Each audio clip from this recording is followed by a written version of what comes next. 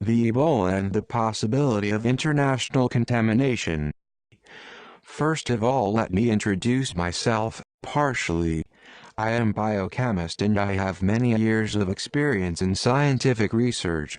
I am not a specialist in virology, but for my work, the information about the topic is not restricted and can state that dominated a very broad spectrum on this. I will not give more details about but I'm sure they'll understand. This video will be removed quickly from the network. Characteristics of the virus. Ebola, EBOV, was discovered in 1976 and is currently a member of Filoviridae. So far there are 5 species of Ebola.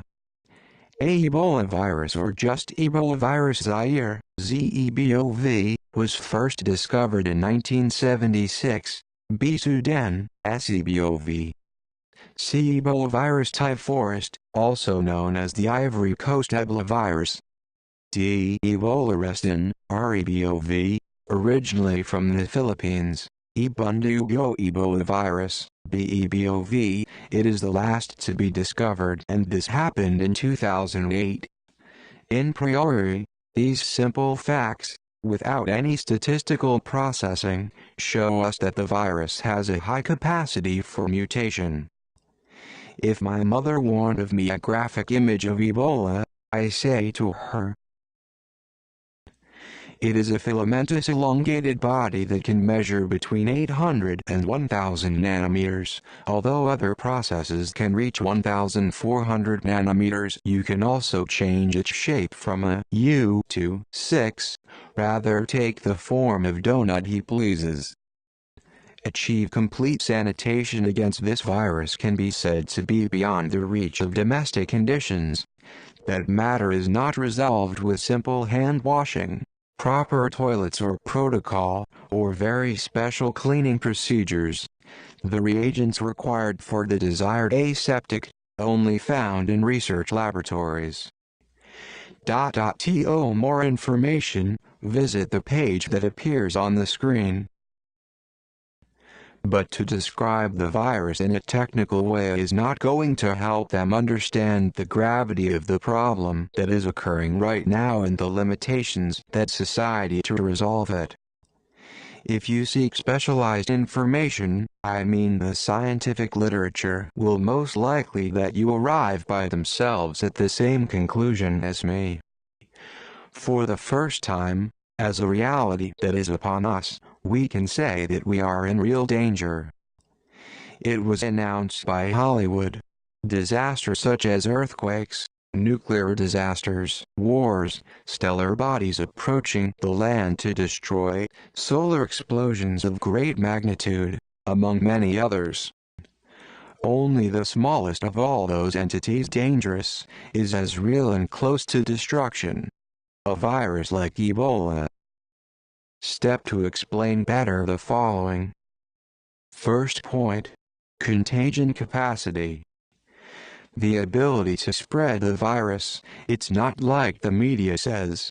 Since you acquire the virus, even after death, you become an efficient vector of propagation.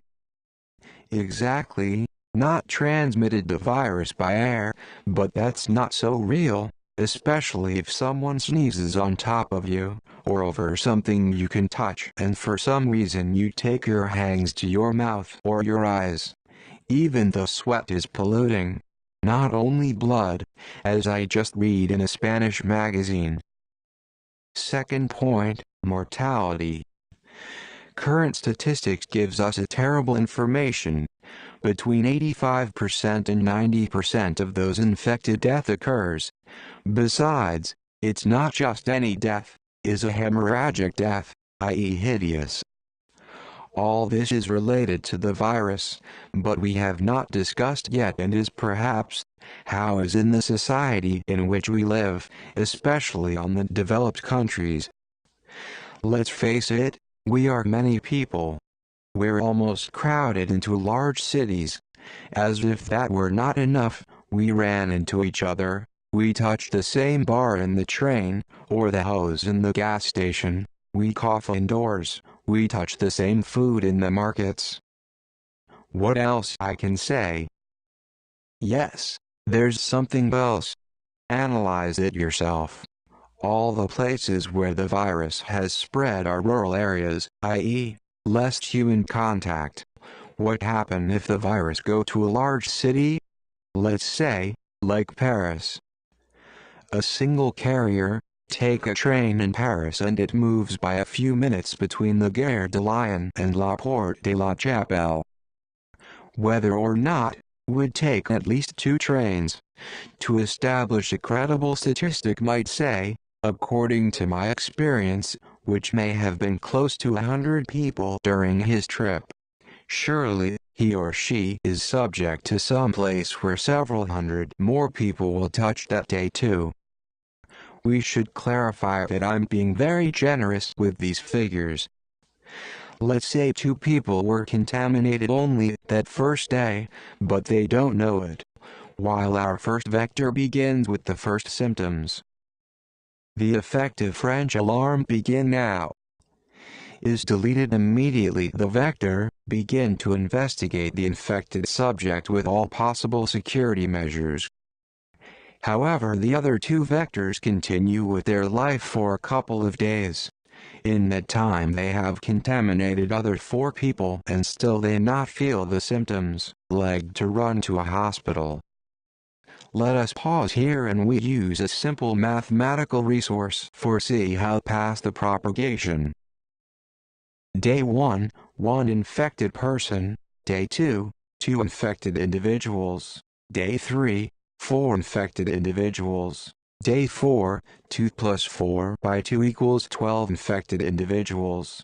Day 5, 2 plus 4 plus 12 by 2 equals 36 infected individuals. Day 6, 2 plus 4 plus 12 plus 36 equals 90 by 2 infected individuals. Day 7, 2 plus 4 plus 12 plus 36 plus 90 equals 288 by 2 infected individuals.